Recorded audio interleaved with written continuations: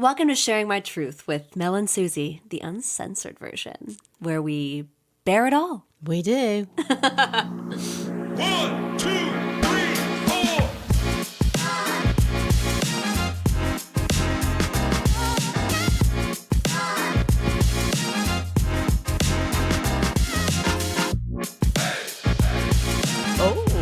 Hello, everyone. Thank you so much for being here. I'm Suzie, and this is Mel, and this is Sharing My Truth Pod. And, if you want to leave us a cute little rating review, a little 5-star, we would absolutely appreciate that. And we love you so much. And don't forget to follow all our socials at Sharing My Truth Pod, or leave us a voicemail or message. Share your truth with us at sharingmytruth.com. Hey, babes. Hello, my darling. Oh, hello, my love. I'm fabulous. I'm just all is good in the house of Melanie. Oh, I love the House of Melanie. You know how much I love the House of Melanie. It's actually better than the House of Barbie because there is Sancerre at every doorway. I know. I'm not stupid, am I? I know the house. Have you seen the Barbie movie? Not yet, but I will very soon. And I think we should actually see it together. Maybe we should. That'd be so fun. We should wear pink and it'll be so cute. Yeah, maybe we should do that. I'm not really sure what to expect, but maybe that's good. Apparently it's really fucking good. Like, not just like it's cute and like kind of a funny movie. Apparently like people like find it very emotional. And like I played with Barbies my entire childhood. So like it is it's just right in there with your inner child. Just like, please give me what I want, you know? But Barbie is very, on a quick segue, nothing to do with this, Barbie is very American. In England, we had Cindy dolls. Did you have Cindy dolls? No way. I have no idea what that is. Totally different looking doll. And I also had Barbies, but we have Cindy's. I don't know if they still have Cindy's, but I had a Cindy What's the doll. difference? Are they cute? They like, sort of physically Barbie-like? look. Yeah, they look like the doll, but the head, from my memory, I think the head's bigger. I don't know what that means. I think it's, yeah. Do they dress like in cute things like Barbie does? Well, I think when I was, we're going back a while here. I was about to say Cindy. I mean, Suzie. So I don't really remember, to be honest with you. And my girls kind of liked Barbies, but not excessively. But anyway. Yeah. A little after their time. I think there was, this is before, like Barbie was before the, electronic, yes, boom exactly. of things. So there was so much choice. But playing with Barbies was the only thing to do. So yeah, it was fucking the best. Remember scissoring them? It was the perfect crime. Of course. What do you mean exactly by scissoring? Because the Barbies are like, their little legs are like this. And so you just... That's what I thought you meant. And it's the funniest thing to do. I thought this is Suzie. Obviously, there's a sexual connotation. I thought you meant scissoring as Barbies. Really, that was the thing. Everyone. Yep. Wow. Even I if missed they're lying out about it. Yep. Wow. You did, Mel. This is a first sexual experience. Wow. Okay. Fascinating. And now I really want to see the Barbie movie. Holy shit. They're not putting scissoring in the Barbie movie. They're telling lies. Okay. That's what this is. Okay, I've got a whole new perspective. Good. Anyway. Okay. And that kind of brings us into what we're talking about today. Mel, take it away, love. It does, doesn't it? So we've had a few of our listeners write into us or send us messages about sexless marriages, that their marriages are sexless. And not that they necessarily started like that, but they ended up like that. So they've ended up in a state of basically being almost like roommates and not having sex at all. And, it's pretty distressing, really. If you've been married a long time and you like and love or whatever it is your emotion is towards your partner, but there's no intimacy, there's no sexual contact, it's pretty distressing. And these listeners have written into us and asked us what we think, asked us to answer the question. So hence why we're doing this podcast. And I actually think it's a huge subject for people. I don't think it just affects men. I think it affects women, i.e. men who, for whatever reason, don't want to have sex anymore in their marriage or their relationship. I don't think it has anything necessarily to do with marriage. I think it's just at some point, for many reasons, a connection can go, and can cause a lot of distress, understandably. I mean, So that's what we're talking about. It is like, I think a lot of people in long-term relationships deal with this. Obviously, if you're dealing with this a year in, there's still time to break up. Like, you guys can maybe you're not right for each other if you have both are feeling like you're not getting enough sex. Like, a year in is very early for this. But like, we're talking about 5 years, even 6 years. Like, I know I've dealt with this in my 7-year relationship where you're like, why the fuck aren't we having sex? Like, we love each other, we're attracted to each other, but like, is it like we just don't want to? Is it like the time? Is it the stress? Like, what's going on? Like, what's the problem? What's the initial problem? And I think there's obviously ebbs and flows in this. And Yes. and that's kind of how it went for my personal experience. But like, yeah, you just kind of figure it out. You have to kind of don't think that this is the be all end all. I think it's like sometimes it comes and sometimes it goes, and it definitely is about what's happening in your life. But sometimes it's about your kids, which I don't obviously have yet. And like, it's just about like the job that you're super stressed about. Like, I mean, the kids thing, like, how do you get over that, right? Like, they're there till they're fucking 18 or later, and you have to deal with these little angels, obviously, Mel, you know, running around and like invading your personal space constantly. Like, how do you have sex when, you know, there's kids around all the time? Like, it's just such a hard thing to understand. Like, how do you explain to the kids that like, oh, like, sorry, mommy and daddy need their time for like 20-30 minutes. Like, give us our time and then we'll be right back down. Like, I don't know how couples do it, you know? Well, I can answer the question. Yes, for please. you. Love it. So I think in answer to what you like, in adding to what you said about ebbs and flows, I think there are ebbs and flows in everyone's life for pretty much everything, and sex is one of those. And when you have that sort of instant kind of connection, animalistic, whatever it is thing, obviously that changes because life gets in the way, and life is all consuming, you know, like you said, your job, you're stressed and you're not feeling hot to trot, if you like, you're not feeling really sexy. So, you know, and that's the point. You have to work at it, even if you're not feeling it, and you have to communicate that you're not feeling it and perhaps why. But in terms of kids, I mean, it's not just having the kids, it's when you as a woman have had a child, which is generally deeply uncomfortable, let me tell you. Whether you've had bits and bobs nipped and chopped down below, or you've had a cesarean, which I had too, it's very uncomfortable. And obviously that's not top of your list of priorities, and you definitely don't feel very, very sizzlingly hot and sexy. So it's not what you're thinking, and then you're tired and so on. So that's a whole different thing. And I think couples, if it's impossible for them to know when they have the child how it's going to feel, but they do need to just keep coming back to each other, talking. I know friends of mine who didn't have sex for like a year after their first baby. Wow. Yeah, and they're still together. I don't even know how, because my husband wouldn't have coped with that. But it can be very difficult, can be very emotional. When you have children, little children, yeah, it's tough because, and you know, you have to have your children, you have to have boundaries. You have to have your children in a routine. They go to sleep, and then mommy and daddy have time in the evening. And that's actually a very like British thing. You know, we're very structured with our kids. They go to bed, they have dinner at the same time every night, and then they go to bed and they have a bath, and everything happens at the same time, and sort of make Mary Poppins. And it actually does work. But it's true. And it means that the evening is for the parents, whatever it is they're doing, whether they're passing out in front of the TV or they're getting a bit jiggy. You have to do it when you have that safe space, because the other thing is, especially and often it's women, you're terrified these children are going to come down. And 100%. I do know friends, quite a few friends, where children have walked in, and, you know, it's just like, oh my God, like they didn't even know kind of thing. And it's not easy, and it's not about I personally don't think you don't talk to your children about that.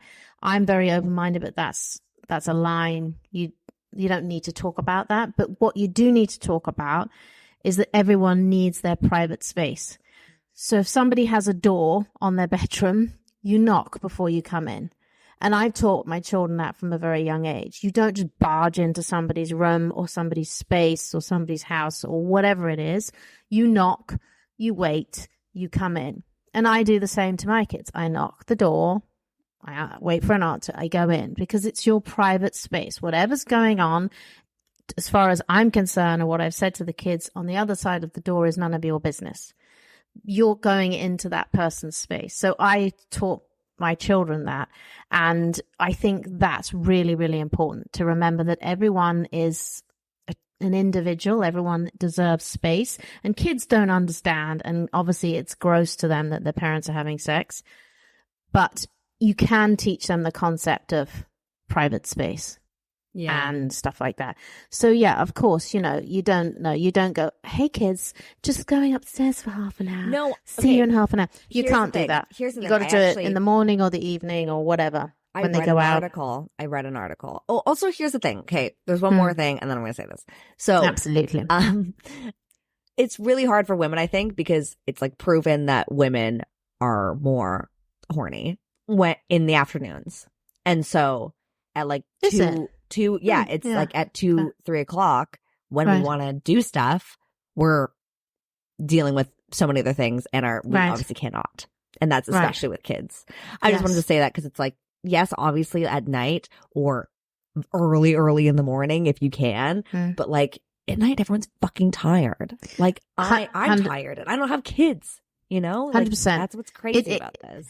I 100% agree with that. I would say that you've hit the nail on the head, Susie, which is why a lot of women, a lot of people have problems in their relationship is because they're not actually having sex when they want to be having sex because, like I said, life gets in the way. And the morning, generally, most women are like, I smell and I this and I want to do my hair and I want to have a shower, whatever it is. And women also, at the end of the day, I think generally, and I don't know anything about the science to do with this, but I know myself and I know a lot of my friends, like your mind's going around thinking about all the work things you have to do, all the kind of stuff you have to do in the house, all the kids things, and if your mind is going around like that, you just cannot relax. You just you cannot get into the thing. And like you said, if it's late in the day, you're like, oh my God, I got nothing left. Yeah. And I've certainly had that. And you get to like, you're a mother, you're working, you're not working is completely irrelevant. You're busy. You get to about 9 o'clock, 10 o'clock at night and that's it. You're done. There's nothing there. And you're right. It's absolutely a problem. Like it's not ideal at all. And I think you have to get a bit creative with it, Susie, like we've said. Here, this actually brings into my next point, okay? So I read this article, and I wish I could find it, because it was so interesting, and I was like, this is so cringy, but I read the whole thing. So this woman, wrote in, being like, so it's one of those articles, it's like an agony aunt kind of thing, but she's just like, telling her story. And she's like, so I actually... my husband and I, we tell our kids that we're having sex. That's weird. Because it's this is what she's saying. Because it's super normal. We want it super normalized in our house. Yeah. Being like, we want to tell our kids, be like, hey, give us 30 minutes. We're going to go upstairs. They're like, there's a sign, like, there's like, if there's like a fan on or something like that, like, we're having our time in our room and you cannot bother us. Unless it's an emergency, obviously. Like, and that's how they deal with it. And then their kids are just like, oh, yeah, mom and dad are having sex. We can't bother them right now.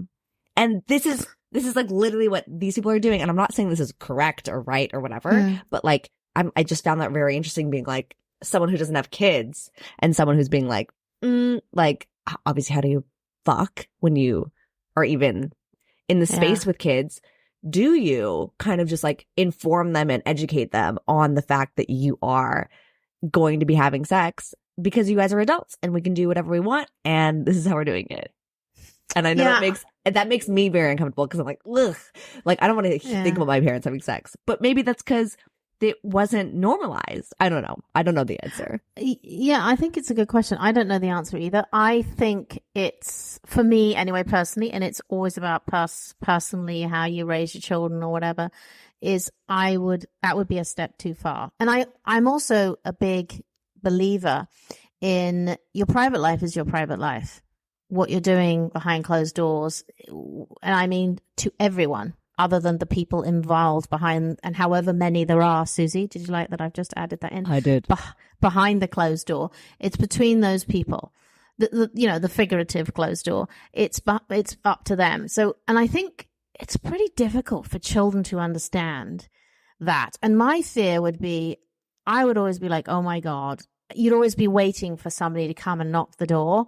And that, I just don't understand how you can like relax. I mean, that's the way I would be. And I know a lot of people are like that. They're just thinking, oh my God, they're going to come in, they're going to knock the thing, or they're going to have crisis is going to happen. And that's life,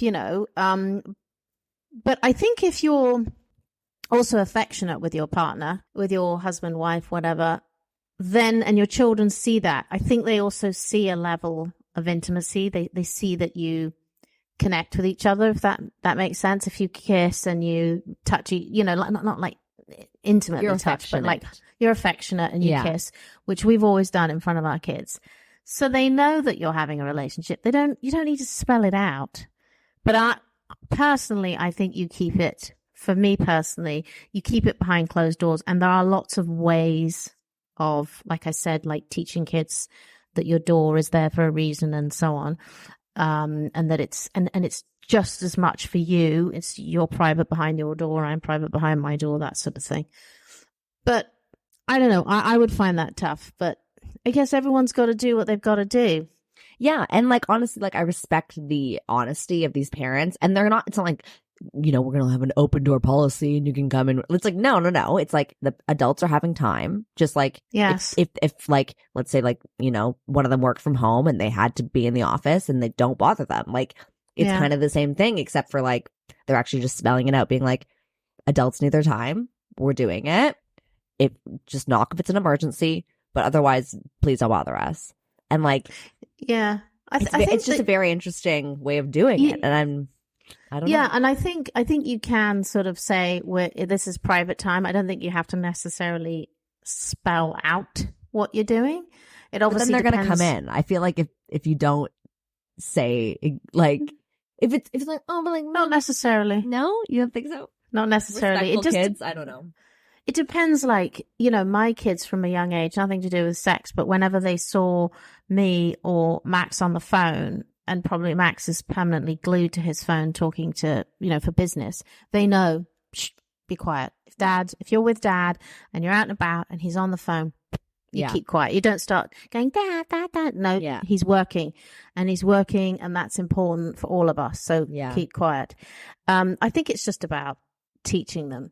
But I mean, I think the kid thing is part of sexless marriage, but of course there are lots of couples who don't have children. 100%. And they go down this road. And I think that's the thing, is you start a pattern, is you go down a road and something happens and something changes. And that could be a myriad of different things. And I did I'll interject with some facts here just because it's relevant to this.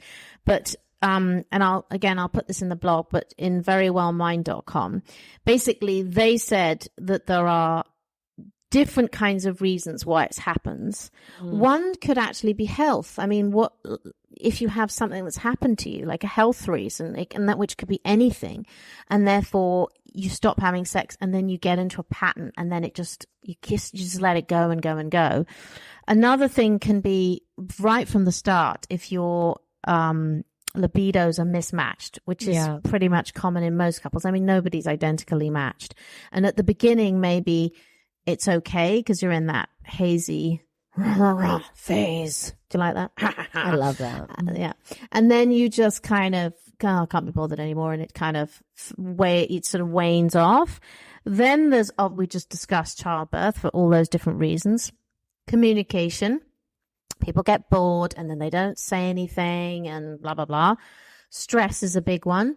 Like you've talked about work stress. What if you have financial stress or any of those things? Just is an absolute libido killer. in men, erectile dysfunction, huge problem, and a huge problem in men who are so embarrassed about it Right. and so ashamed that they don't even tell their partner of I don't know how many years that they're having this issue. So rather than deal with it, I do understand. Literally, it goes to the core of your manhood. I know I'm not a woman, but I understand that is. Did you say I know I'm not a woman? Did I say I'm not a woman? Not a man. I know I'm not a woman, but I'm delirious. yes, but it goes to the. I'm definitely not a man. It goes to the core of your manhood, and I think it can be incredibly. Well, I mean, I have great sympathy because it's very, very difficult. But if you don't talk to your partner that you're having this issue, or go and see a medical professional, and you just keep going, oh, everything's fine, I'm just stressed today, and that can go on and on and on and on. Yeah. And I certainly know people where that's happened, and they just don't ever talk about it. And you're just like, what? What do you mean you don't talk about it? And then there's just the issue of low libido, which can be for all sorts of reasons that happened in your life that has ebbed and flowed for any of those reasons, i.e. children or stress or health or anything. And you don't discuss it. You just kind of don't talk about it and hope it'll go away. I mean, I think a lot of people do that, don't they? They just sort of, well, let's not talk about it. Let's just hope it goes away. Yeah, of course. And I've done that because it's just way easier. And then you kind of get to a point where you're like, I'm literally, and then you have to talk to someone. And then talking to your friends is not obviously going to solve the problem. Like No. you have to, you really have to actually get in there and fucking do the hard work. It's fucking annoying. That's exactly it. You've said it. And it is, I think, to keep something going, something that's worth it. And I've said this before and I'll say it again. I don't like the word work, but it's effort. You have to put effort into a relationship, and it's not going to always be easy. I think people assume it's like you're in love and that's enough. And it isn't. You actually have to put some effort into this because, you can't be selfish. You have to think about the greater, like your relationship. You're working together, you're a team, and you have to think about also each other's needs. And you may also be in a part of your life where you don't need sex so much or you don't want it so much, but your partner does. And again, it can depend. It can be men, women. We always assume sexless marriages. We always assume it's women not wanting to have sex. But that's not true. It's often men not wanting to have sex for some of the reasons that I've said, whether it is that things aren't working with their equipment or health, or they're so stressed at work or whatever it is. And the other thing I think, and I've thought about this in the last few days because I'm not at home and I've been like, going for a walk in the morning and I see all these couples walking. I guess it's the summer, everyone's out and they just look so, a lot of them disconnected, like they're not like touching each other I was talking to Max about it. I was saying, what do you think it is? And I do think that some people can also, and this is men and women, I think it's probably more common in men, but they marry a woman when she's young, when she's 25, when she looks like you. And then the years pass and you don't carry on looking like Are you. you saying I'm going to look like this until I'm 100? Okay, Mel? You are, but you're going to be a different version of the way you look. You'll look good, but in a different way. You're right. Which I is fine. keep on getting better looking, so I'm not mad about that. That's totally Exactly. fine. You'll be fine. Yeah. You'll be fine. But some people don't. And I think that's men and women. They let things go and they are not healthy or whatever. And I'm not just talking about weight. I'm talking about just generically making an effort and looking, feeling good about yourself. And the partner, they stay together because they're kind of friends, but they actually don't find each other attractive. Yeah. I think that's a bit of the elephant in the room, isn't it? We don't talk about that, but I think it's true. And just watching all these couples, like, walking around, and I think it is men and it is women. I think men may be a little bit more guilty of it, but maybe that's not fair. I think women are too, because they look at their husbands and they look more dad-like, and they're like, oh, that's not what I fell in love with, which is a bit harsh. But yeah, well, I think it's not even the dad. Like, I think it's like a lot, like, men just like start eating like shit, or like they start drinking beer more, and they start getting this kind of like weird weight on, and then the men don't want to have sex because like they now have a belly or whatever the fuck it is, and then you're like, this isn't what 100%. I want an active relationship, and this is why people start cheating. like that's it. Like someone else gives them attention, and they're 100%. like, oh, I'm still attractive, I'm still a like sexual person, but my partner isn't giving it to me, so why can't I get it from somewhere else if I'm never going to get it from this person? And that's, I think, what mostly happens with cheating relationships. Like, sometimes you do have to feel good about yourself, and if your person isn't giving it to you, then what do you, like, it's just so hard. Like, what are you going to do? And they don't seem like they are ever going to give it to you. It's like, you do kind of sometimes have to think about your needs and like, what are you going to do? Like, For sure. it's very difficult, obviously, in that kind of stance. And I think Yeah. it is. I mean, I think from my point of view, I I know don't you want to don't judge. like cheating. You don't like it at all. I don't like it at all. But I know that in many cases, if people talk to each other, they might avoid it. But I'm also a realist, and I do understand that you're in a moment, you're out, your stuff happens, and you're not going, just a minute, I just got to call somebody. And you're going with the thing because you're a human being, and you're whatever is boiling over, isn't Yeah. it? And you're going with the thing, and you're definitely not using the head up here. You're Yeah, going with a different part of your body, shall we say? exactly. And Using the that's how it vagina. happens. The pussy Using talks. a vagina, the pussy.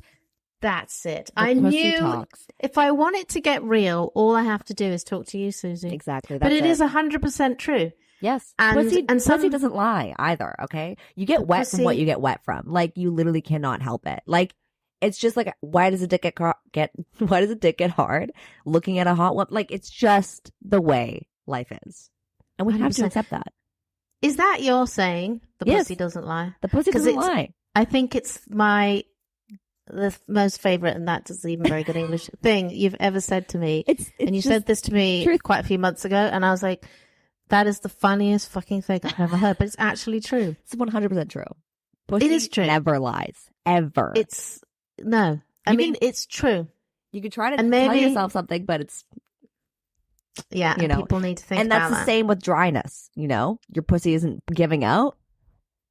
I mean, obviously, we're not talking about like, women have problems with dryness, but like, we're talking about like, if you are trying, kind of like, if you're young enough and there's just like, it's not happening. Yes. It's like, if you're not trying to get, like, if you're not wet for this person, most likely It's it's not good. Yeah, no, you're right. And also, it's not to get into too much detail because nobody wants to know this. No, of The dryness as women get older is a different kind of dryness. Exactly. It's still, I'm not talking about that, obviously.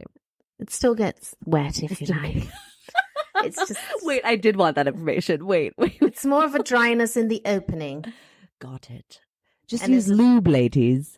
Absolutely, lots and lots of lube, and then you'll be completely fine. But you really have to go for it with the lube, and some men don't like that. Fuck that. So, Who cares about that? But there's lots of different, and just as there are lots and lots and lots of different kinds of lubes. You'll find something. That is so great. But anyway, We're moving on. we're moving on because Do now we we're have- getting into Yes, I want you pussies. to tell us about either your facts or our lovely people that wrote in. Yeah, so I'm just gonna look one of the messages from one of our listeners who wrote in, and he just said that it gets less and less frequent. He basically first of all sent us a message talking about loveless marriage, and then I asked him, actually it was me, I said it's common, loveless and sexless marriage are both common, but do you think it starts like that? And do you think is it loveless, sexless, are they the same thing? And does it end up loveless? And he said he thinks it ends up loveless, and that living like roommates. So I think he was really talking more about sexless rather than loveless.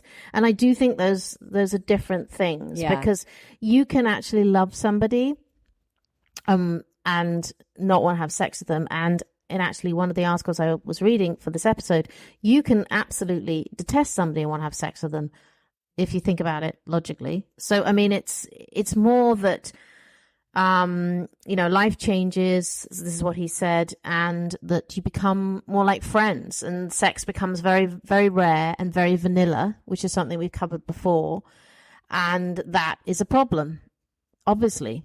And I've heard this. He said this here, and I've heard so many people say this, that sex becomes a chore. Yeah. It's like, okay, this is something, and I do know that for women, it's a little bit like sometimes it can be, okay, this is on the list, so take out the washing. Take my child to school, go to work, give husband a blowjob so he stops fucking nagging me. Yeah. It's like on your list. Yes. And that's horrible in the sense that obviously it's horrible for you and it's horrible for them. And if you honestly think the person on the other end of the blowjob, if you are the blowjobber, get my drift, Not the blowjob. doesn't know that. Of course they know. I mean, it's like there was actually, all the stuff, the new show, Sex and the City. What's the new show called? And just like that. Yeah. But in the old one, there's a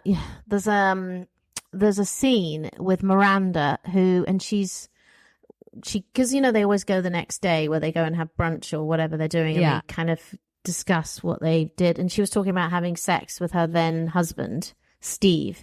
And that she was like, oh, God, just get on with it. And she actually said that, just get on with it. And they're all horrified. And you're like, yeah, it's a horrible thing to say to somebody. You can't do that. You can't do that. You can do it in a sexy way, though. Oh, yeah. You can do it in a sexy way in the sense that you can suggest, why don't we try this? Or why don't you just fucking this? come on my face? Done.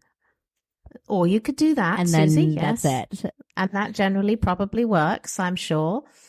But I think you don't have to be, a bitch about it. Well, no, of course not. You have to keep it kind of not, but also it's like, if you're not having fun, like, that's also something, right? Like, if the woman is like, I'm actually not enjoying this at all, then obviously there's so many other issues to that.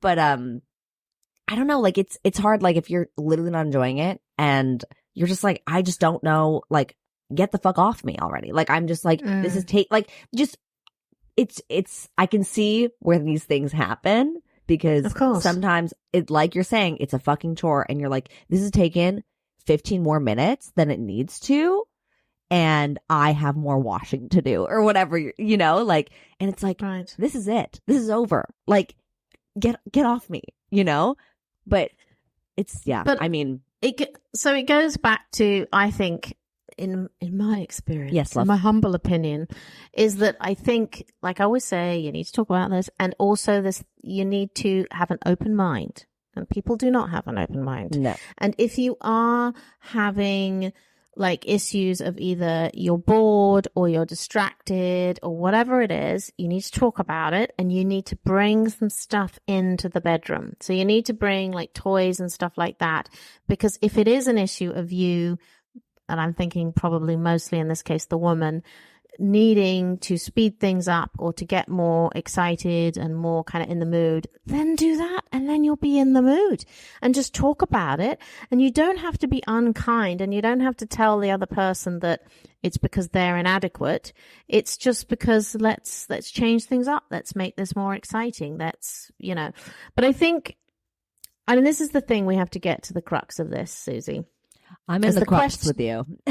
Are you in the crux? I'm in there with you, babe. She's in the crux. You like that, don't you? I thought you'd like that one. I like that. Is, what do people do? What do they do if they are married or they are with somebody for a long period of time? And this can be with children, without children. They don't hate them. They perhaps love them or have very strong feelings. They don't really want to go because they've got, and we've talked about this before, we talked about this in a previous episode about divorce. If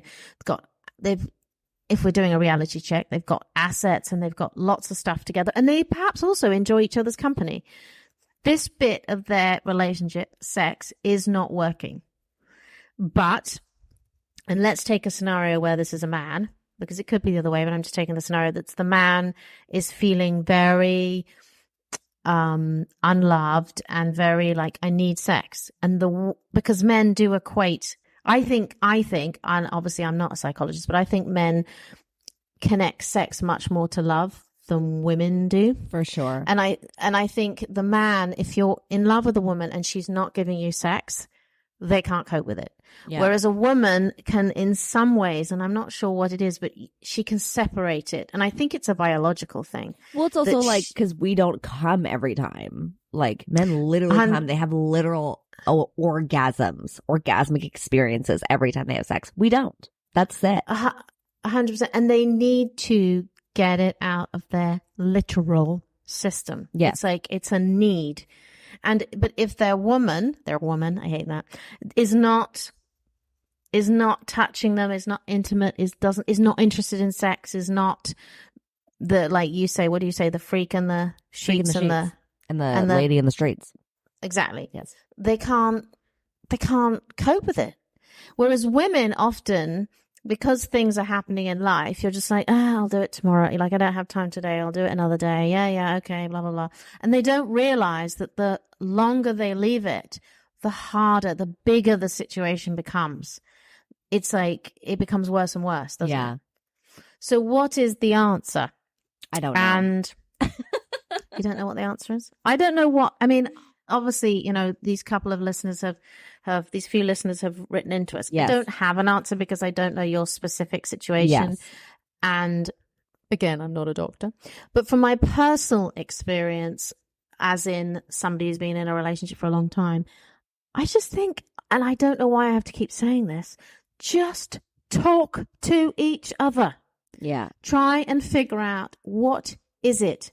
And again, have a conversation. Don't expect everything to be resolved. I mean, let's face it. If you've got to a situation where you've developed a pattern and you're not having sex for a period of time, this hasn't happened in a day. This hasn't happened in a week. This has happened over a period of years, right? So if you then got to the end of the road and you're like this man has said to us, you know, he's living like a roommate, then you cannot expect that you're going to have a conversation with your partner and all of a sudden it's going to be, oh yeah, let's get the lingerie on, let's get down to it, let's get jiggy. It's just not going to happen, is it? So if you have a conversation, it's the beginning of perhaps resolving this, of opening, but it's going to take some time. And I think that you know, and maybe you might seek counseling or whatever, but it is going to take some time, but you actually do have to start a conversation where you are kind, but you're like, okay, this is where we are and this is an issue for me. I don't think you have to be mean, but I think you have to be honest. Otherwise, for sure, this is going to blow up in your face. That's 100%. That's exactly it's going to go wrong. Like, I've had this exact issue where it's literally, it's just because people get busy, right? Like, you get busy. Mm-hmm. It's exactly what you're saying. You get busy. You put it off. And you're like, when are we going to have sex? Like, what is this? What is this life I've created for myself? Like, why do I feel like this is not okay? You know, like it's been too long for however long it's been. And, for what you want, for what you're used to, it's like, is it me? Is it them? Like, what is literally happening? And it does start to feel like this is a roommate situation. It's like, yeah, like I love you, but what is happening with this where we can't fuck? Like that's like, it's it. It's like, why aren't we doing this? Why do you not find me attractive? And like, maybe that is the issue. And how do we get past that? You know, like, and I always bring this up, Mel, you love it so much. Do we open up the relationship? Is that something to talk about seriously and then come back to each other and be like, is this what we want? Is this not what we want? And divorce doesn't have to be the final, right? You can always experiment within your relationship. And I think a lot of people forget that. Yeah, I mean, as you know, this is not for me, but maybe not yet, Mel. You're only 50, love. Oh, not 50. Yeah, I'm only 50. Yeah, okay. But you know, I think you have to have the conversation and you've got to see where it goes. And again, you're going to start a conversation and it's going to be, let's be real, many conversations, because if somebody is the person asking the other person why we're not having sex, it means that one person probably wants it and the other person isn't doing it. So they're going to feel guilty and ashamed or nervous or anxious about how they answer this question. And in honesty, that person who doesn't want to have sex may not know why they don't want to have sex. It could be a myriad of different things going on. And even if that's the answer you have to give. You have to say, I don't know. I just don't feel it, or whatever it is. If it is an issue that somebody is not finding the other person attractive, that is incredibly difficult. Yeah. I don't know how you deal with that, but whatever way I would say is you have to be really nice about this, because again, I know lots of couples where they're not very nice and they say horrible things. And let me tell you, if you say horrible things, and we've all said things in anger to each other, you can never take those words back. Mm-hmm. If you say something like, it's because, you're fat, or it's because you're losing your hair, or it's because you don't look the way you did when you're 25, or, if you've had children, your bits down there are a bit loosey-goosey. Oh my fucking God. Not loosey-goosey. That's a thing. No. That's a thing. Men are Oh my saying God, this to yeah. these women. Oh my God. I'm going to kill Men them. say, because it's not so Tight? what's tight? Yeah. Tight, Well, yeah. that's completely it. It's not tight, and it doesn't feel the way it feels when they first were together. And on a complete separate note, to all women out there who are going to have a baby, and I say this to you if you will have a baby too, and your partner is present in the room, make absolutely 1,000,000,000% sure they are not at the other end. So right? many They're not. people they're at want your them head. to look, though. So many people want to look. Do not let them look. They can never unsee that. Honest to God, you can never unsee that. Oh my God, that's so funny. I mean, honestly. I don't want to see it. I don't want to see it. Why would they want to see it? That's how I The think, man too. has to be here. That's what I said to my husband. Round here now. And he didn't see anything. Because you can't unsee it. You can't. You But just can't so many unsee men do, though, I think. They it's a thing. don't. They think they do, and then they see it, and then they want to unsee it. So just remember that. I mean, that's my piece of advice. I'm Right. just telling you that. But you obviously do whatever you think, but I'm just telling you, you can't unsee This is things. Mel's advice of the day.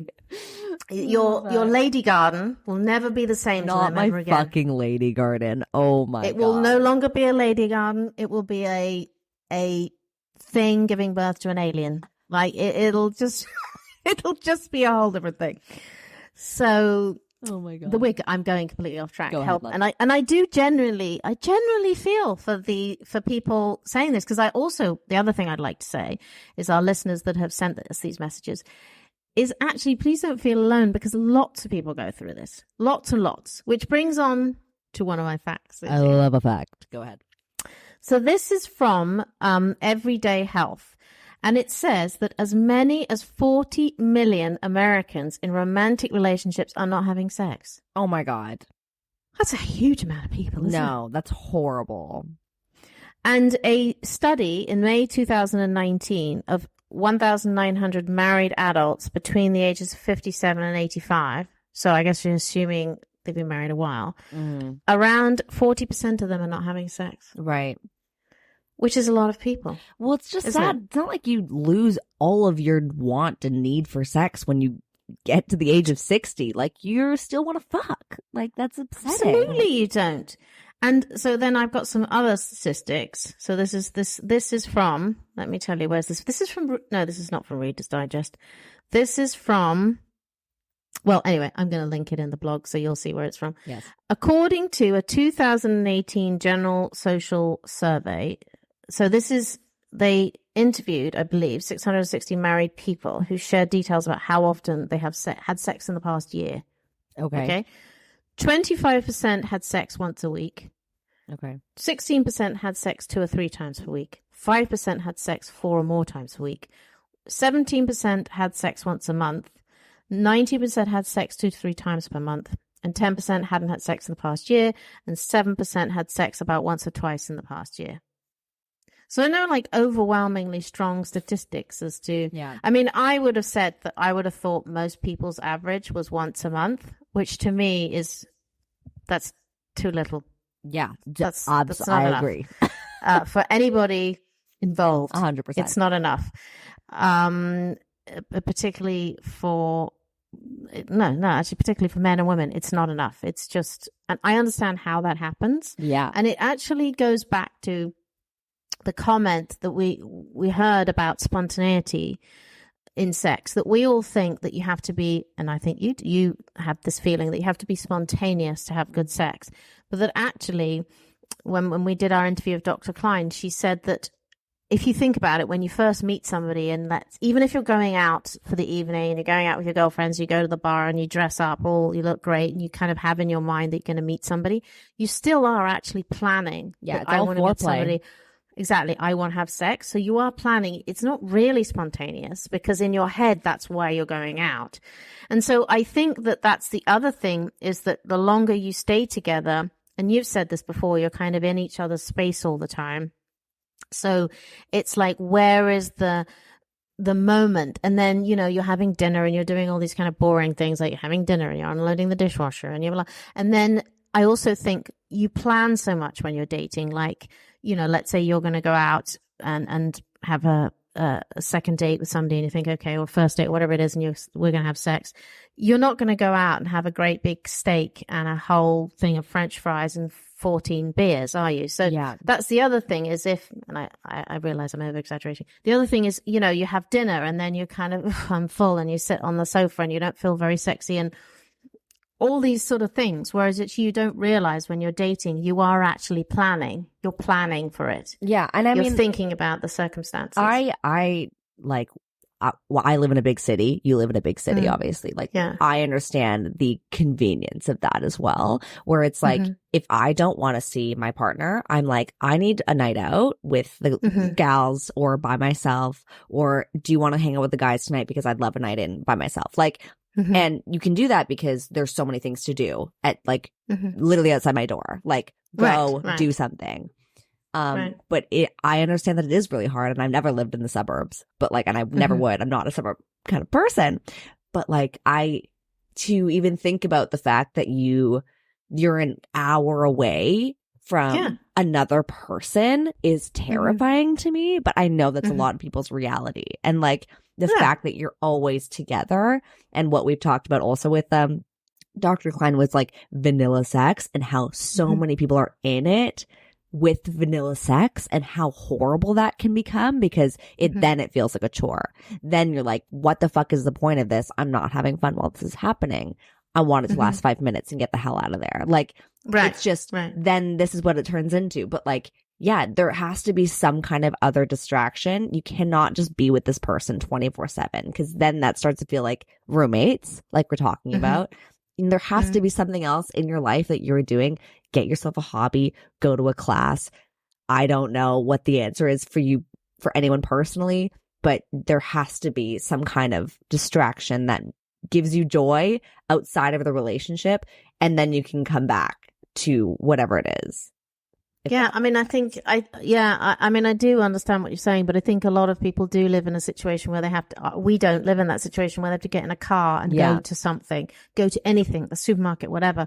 There's also the reality, if you work, all day and you come home at 7:00 at night, you make dinner, you have kids. I mean, when are you doing these things? And I totally understand that, because it used to really irritate me. I remember when I had my second child and I needed to lose a lot of weight, and I got a personal trainer or whatever. And she'd say all these things to me, like, you need to have lemon and hot water first thing in the morning, or you need to eat rice cakes or whatever. And you're like, you try being up all night with a baby and get up in the morning, and let me tell you, you don't want to drink lemon and water. Yeah, and go she'd fuck also your say, rice cakes. Go fuck your rice. Literally go fuck your rice cakes. Or she'd say, oh no, everyone has time for exercise. And you're like, actually, I fucking don't. I have a full-time job, children, like lots of other people. But I think why you have like, a personal trainer is because you don't have time for exercise. Exactly. Which is excessively expensive. Yeah. That's for another episode. But I still think that in a sense she was right. If you want to do something, it doesn't matter what it is in your life. Even if it's really hard, you have to somehow find the time. I know that is very easy to say, but you have to kind of figure it out. And it's about priorities. And if you want to stay with your partner and you love them and you know that sex is a problem, you have to prioritize that. So that would be my biggest piece of advice, that don't think it's lost, if you've gone for an excessive amount of time, and one of our listeners said they'd gone through a very, very, very many years, I think that is difficult. And I really think maybe because you don't even know how to get back to that. Like if it's been 100%. years, even months, 100%. I can't even imagine that. But like if it's been longer than a month, 2 months, let's say, like you're like, okay, how do I do foreplay? Like exactly. How do you even start? Yeah. How do you even start? And this is people, we're talking years, and we're not talking 1 year, we're talking decades in some cases. Yeah. And I think obviously things can always come back. I think you have to do some talking, but I think in that case, maybe you do need to go and see somebody outside of the relationship, because that might be a big thing for you both to handle on your own. But definitely trying to start a conversation and communicate, because personally, I don't think a sexless marriage, I'm not sure, and people are going to come at me, I don't think it really is a choice. It certainly isn't a choice for both people. I think it is possible, and some people, they're not sexual, but I think that is a small percentage of people. Yeah. Wouldn't you agree? Yeah. So I really think the best thing you can do is try and open a conversation and figure out why, or figure out how you can get back to each other in a sense, and not live this life where you're so miserable. Yeah. But if it has gone on for many years, I think some outside help is probably 100%. It's like, at least like try, right? Like this is so important to you, which obviously it's important to most people. You have to try. And that's all we can do, Mel. That's all we can do. Try. And that's all we can do. I would like to leave with one point that Please I do. thought was fascinating to me, and doesn't really have anything to do with sex, but it does have to do with love. This is from Reader's Digest, right? And this is from, let me see. This is 2023. I think it's very 2023. recent. Yes.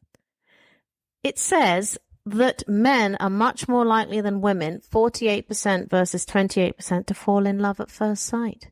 I'm going to leave you with that. What do you think? Oh, I mean, See, that's true. I think that's I think true. it's true. Yeah, because women are fucking beautiful and men are like so. I need to hear them speak before they fucking, I get a hard on, Anyway, I thought that was an interesting. Yeah, let us fact. know what you think about that, guys. I don't know about that, but that's so cute. That's actually funny. But please everyone keep sharing. Keep and sharing. We do This is fun. appreciate.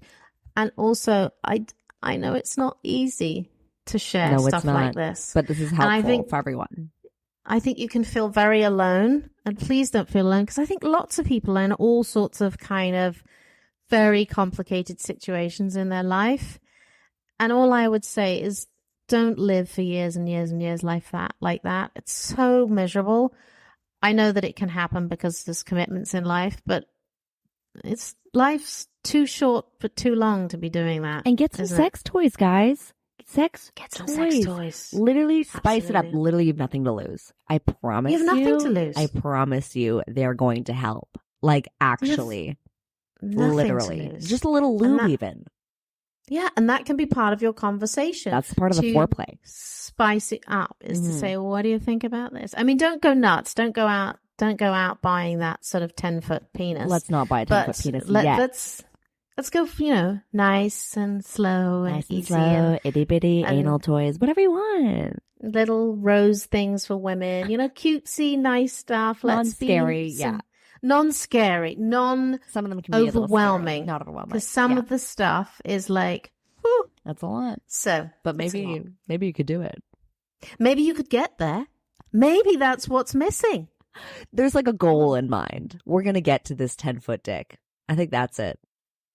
I actually would love to know who is using the 10-foot dick. Somebody needs to tell me. Like, it's cam girls, man. Like, have you seen these girls? They're incredible. I mean, all power to them. It's amazing. It's amazing. I'm just a bit worried about their health, to be honest with you. Well, the vagina always bounces back. No. That's another great the ass saying. does, That's at least. another one. Well, we'll talk about that. Anyway.